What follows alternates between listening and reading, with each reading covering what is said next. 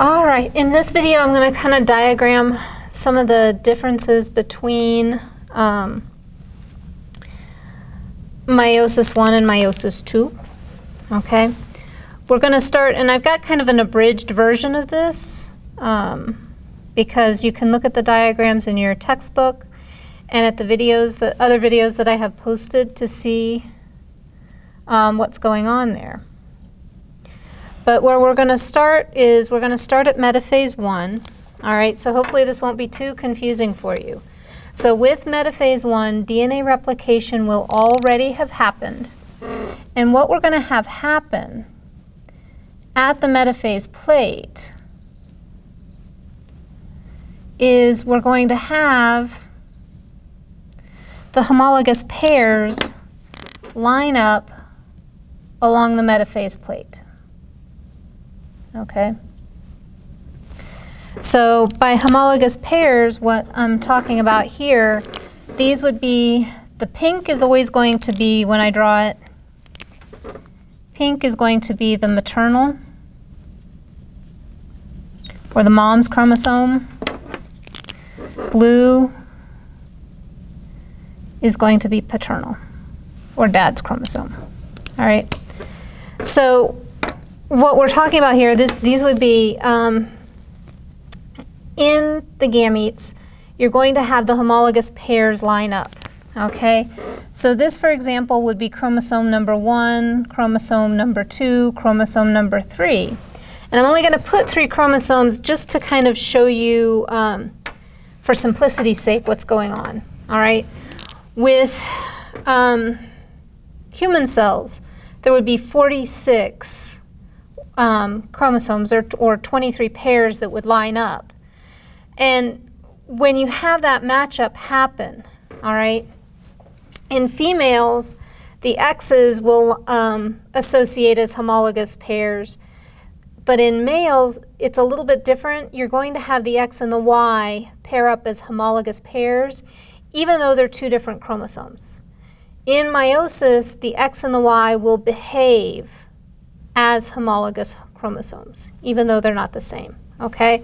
So in this case, this would be chromosome 1 that you got from your mom, chromosome 1 that you got from your dad, chromosome 1 from mom, chromosome 2 from mom, chromosome 2 from dad, chromosome 3 from dad, chromosome 3 from mom, okay? So we're still going to have those centrioles or centrosomes at the end. Those are going to send out the spindle fibers that are going to attach to, again, the kinetochore on the centromere of the chromosome, okay? And what we've got here at the metaphase plate is instead of the sister chromatids all lining up, okay? Because if this was mitosis, you'd have all 6 of these that I've drawn up here lined up on the metaphase plate. The sister chromatids would separate, and that would give you 2 diploid cells, okay? Because what we have happen here at metaphase 1 is the homologous pairs line up, and they're going to line up together. Then what's going to happen in anaphase 1? All right, this is still our metaphase plate here. And we'll still have our centrioles.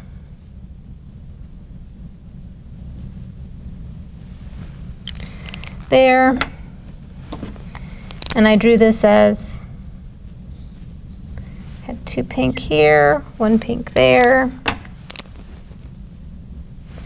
a blue, and a blue. Okay.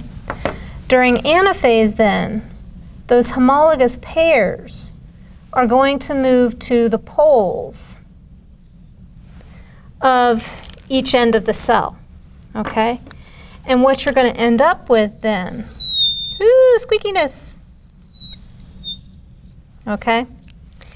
You're going to have centrioles, centrioles. In one of the cells, you're going to have 2 pink chromosomes, 1 blue. This one will have 2 blue, one pink, okay? But each cell will have a copy of each of those 3 chromosomes, okay? So essentially what we've done here, all right, is we've gone from being diploid at this stage to being haploid at the end of meiosis 1, okay? But we have a problem here in that we still have too much genetic material in these cells, okay? So what's going to happen in meiosis 2 now, all right? And I'm going to use this cell as the example, okay? Boop. You're going to have now those sister chromatids separate. So you're going to have each of those chromosomes line up on the metaphase plate. Okay? Our spindle fibers are going to attach to the centromere at the kinetochore. Eek. All right? And what we're going to have happen in meiosis 2 now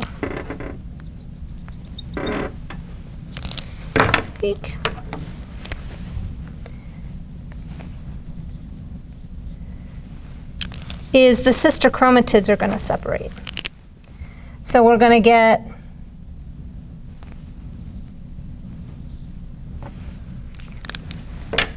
the separation at the centromere of those sister chromatids.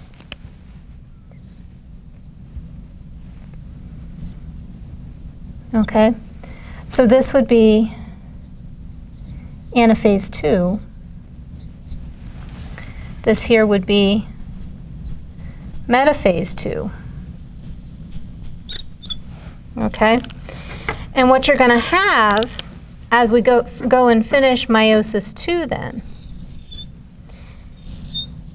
you're going to have cells that have the correct number of chromosomes and are also haploid. Okay? Oops, shouldn't have drawn that third one in there. Let's erase that. I want to draw 2 over here. And then we've got 1 here. Okay? So then these are your haploid cells with the correct number of chromosomes needed for those gametes to be functional. Okay? So I said I drew this one over here. Okay? What you would end up is this other cell would also undergo meiosis, undergo meiosis 2, and what you would have then would be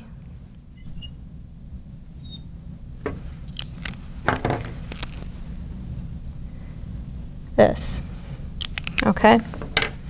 You still have a copy of chromosome 1, 2, and 3, 1, 2, and 3, but if you notice here, what happened was that in half of our cells, we end up with 2 paternal chromosomes, 1 maternal chromosome. The other 2 cells, we end up with 2 maternal chromosomes, 1 paternal, okay? And I'm going to talk a little bit about what that means in the next video, okay? But what we have here, this cell would correspond to these 2 cells after meiosis 2.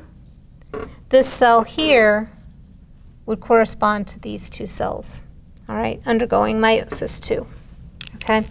So the big thing there, you've got at metaphase 1, you have the homologous pairs that line up at the metaphase plate. Anaphase 1 separating the homologous pairs. Metaphase 1 then looks a little bit more like mitosis, although the cell is now haploid instead of diploid, okay?